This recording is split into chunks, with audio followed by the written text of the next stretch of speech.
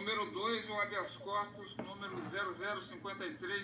0053134-05, é de Campos dos Goitacazes, impetrante Antônio Carlos Ferreira dos Santos Filho e também Tiago de Lima Santos Reid, paciente Renan Catem, meu Deus, autoridade coautora juízo da primeira vara criminal da comarca de Campos dos Goitacazes. Pô, não tem sustentação, Marcos? É, senhor. Estou presente, excelência. Boa tarde. Doutor Tiago está presente, né? Dispensa o relatório, doutor Tiago? Dispenso o relatório, excelência. Então tá bom. Então só pode exercer a sustentação pelo prazo regimental. Muito obrigado.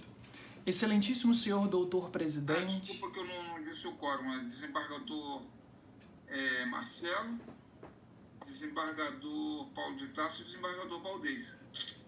Pois não, pode, agora sim, doutor. Perfeito.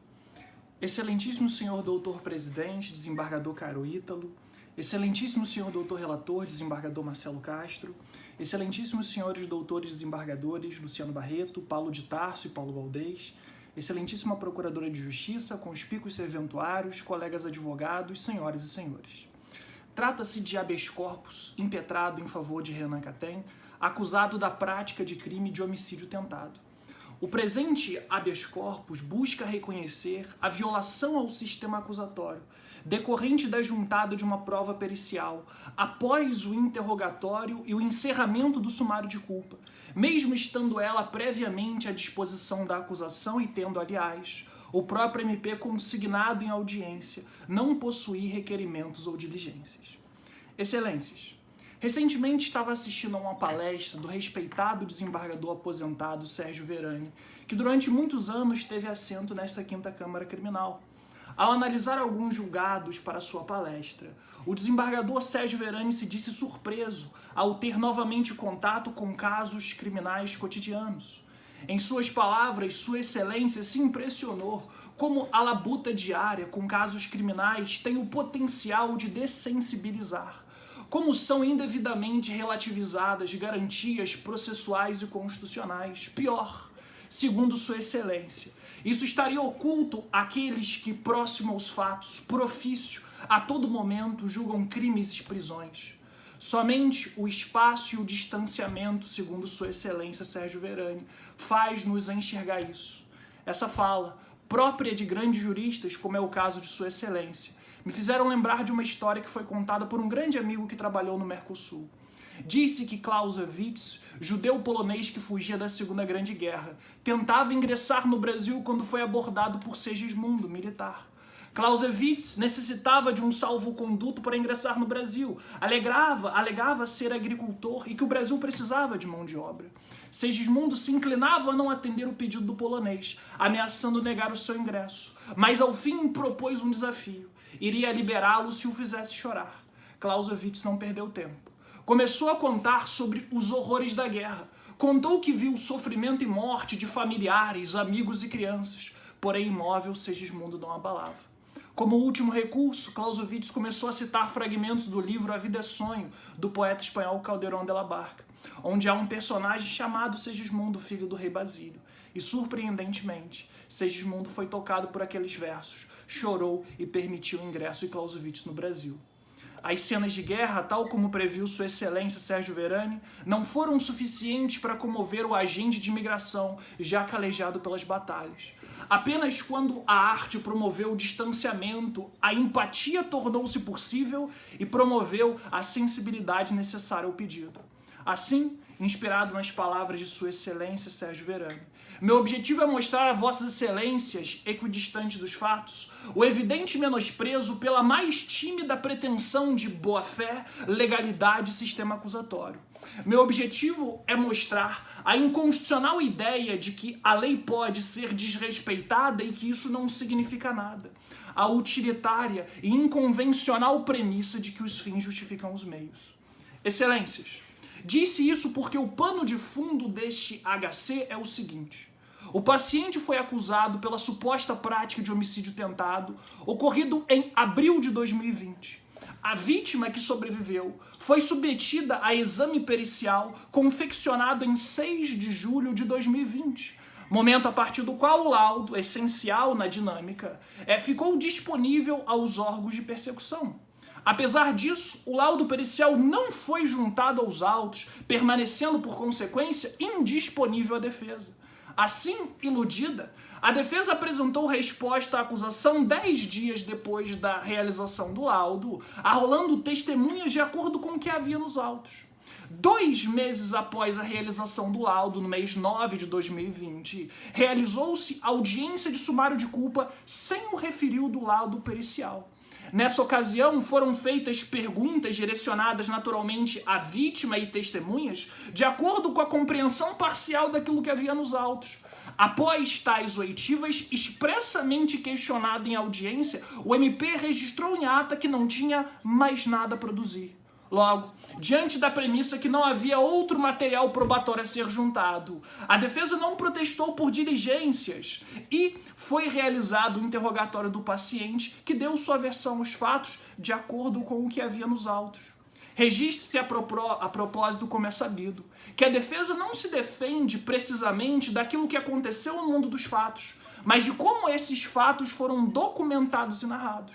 E aí, conforme artigo 411 do CPP, o interrogatório deveria ser o último ato do sumário de culpa. Entretanto, ao receber os autos para alegações finais, o MP juntou o laudo pericial. Até então, inexistente nos autos, aditou a denúncia para incluir ainda outro crime. E é exatamente nessa juntada que mora o ponto central desse HC.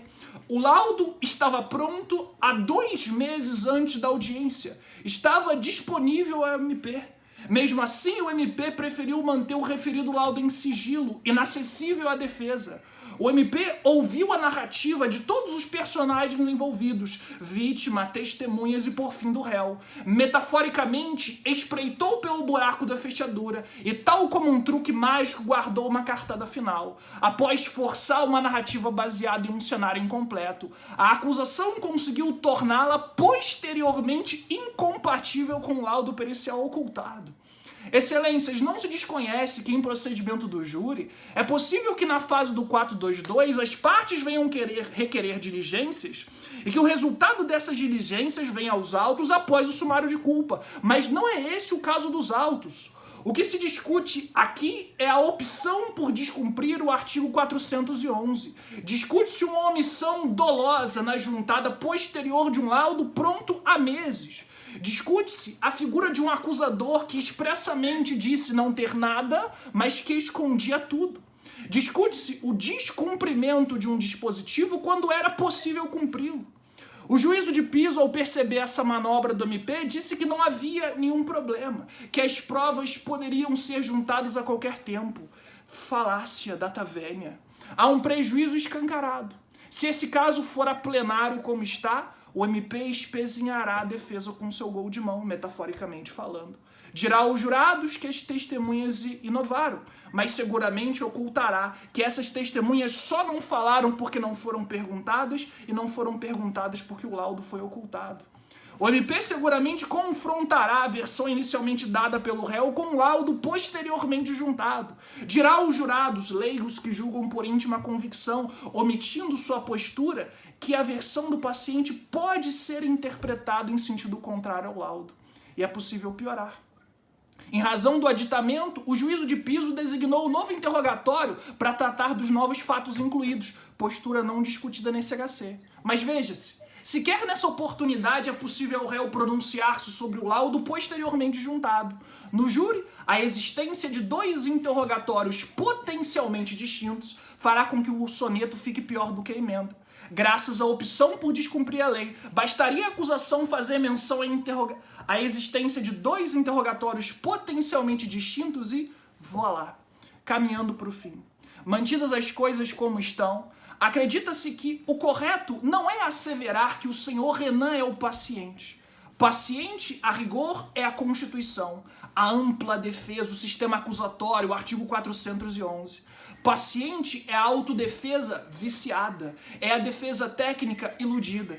E para esses pacientes, excelências, só há um remédio que equilibre os valores envolvidos: determinar o desentranhamento do sumário de culpa inteiro, porquanto viciado, determinando sua repetição, agora com todo o material existente.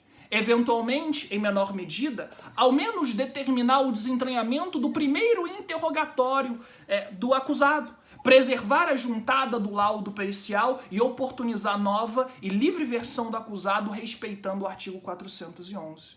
Os fins não justificam os meios. Esse é o nosso compromisso quanto Estado de Direito, exigir que o Estado submeta-se às leis que edita. Precisamos ter a sensibilidade apregoada por Sua Excelência o desembargador Sérgio Verani e não permitir que os horrores da guerra venham nos calejar, tornando-nos insensíveis às violações constitucionais e legais. Agradeço pela atenção dispensada, peço escusas por eventual excesso ou indelicadeza e devolvo a palavra para Vossa Excelência, presidente. Desembargador Marcelo. Presidente, quero aqui inicialmente cumprimentar e elogiar o ilustre advogado, o Thiago, faz menções ao nosso querido Eduardo Verani. Eduardo Verani, que foi com quem eu perguntei quando fui para a 5ª Câmara, e a quem tenho enorme admiração pela sua história, pela sua coragem, pelo seu ensino jurídico, mas sinto muito aquém da sua capacidade jurídica, da sua capacidade de interpretar o direito, a lei da Constituição, mas vou tentar aqui fazer o meu melhor, já que aprendi muito na 5ª Câmara, pelo Caio, pelo Valdez, pelo Luciano, pelo Paulo de Tarso. Então vamos tentar aqui interpretar o que eu entendo que aconteceu. Estamos diante do procedimento do júri, de fato houve uma inovação. Entretanto, e quero dizer, doutor Thiago, eu fui defensor público e eu ficava extremamente desconfortável quando isso acontecia. Quando eu me acreditava, ao final. Mas, infelizmente, para a defesa, para a minha família, essa é uma regra prevista na legislação processual. E essa previsão, ela acontece justamente porque, às vezes, no curso de ação criminal, surgem fatos novos e se permite essa inovação da acusação. E aí, a lei processual prevê como isso pode ser feito, de que forma isso pode ser feito, e exige que seja garantido o contraditório e a ampla defesa. O que eu verifico aqui é que não houve violação, na minha forma de ver, à plenitude de defesa, né? Aqui houve, de fato, o aditamento, aqui tem o artigo 231 do Código de Processo Penal que possibilita juntar documentos novos em qualquer fase processual. Nós estamos aqui diante dessa possibilidade, eu trago aqui também, aí tem 384 para o segundo Código de Processo Penal que prevê... Né, eu não quero nada não, tá, Cris? Prevê essa possibilidade e o que é exigido é que a defesa tenha a possibilidade de se manifestar. Aqui, a defesa pode se manifestar, o juiz até renova o interrogatório. Então, e no processo do júri, que nós vamos ter tudo renovado novamente na segunda fase de instrução. Então, apesar de uma situação nova que surgiu, né, mas o MP podia ter feito antes, pode-se alegar que ele agiu com dolo, que eu prefiro não acreditar, mas ele age ainda a tempo de fazer o aditamento. E o magistrado, com todo cuidado, respeitando a defesa contraditória, aplica a regra processual prevista. E dá à defesa a chance de falar e dá, inclusive, oportuniza um novo interrogatório.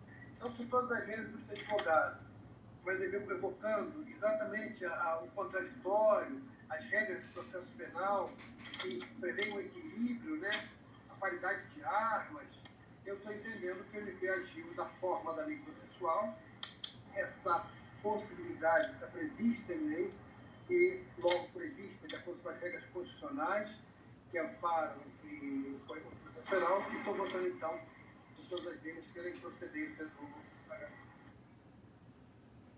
Desembargador Paulo de Tarso. Também estou denegando. Desembargador Paulo Valdez.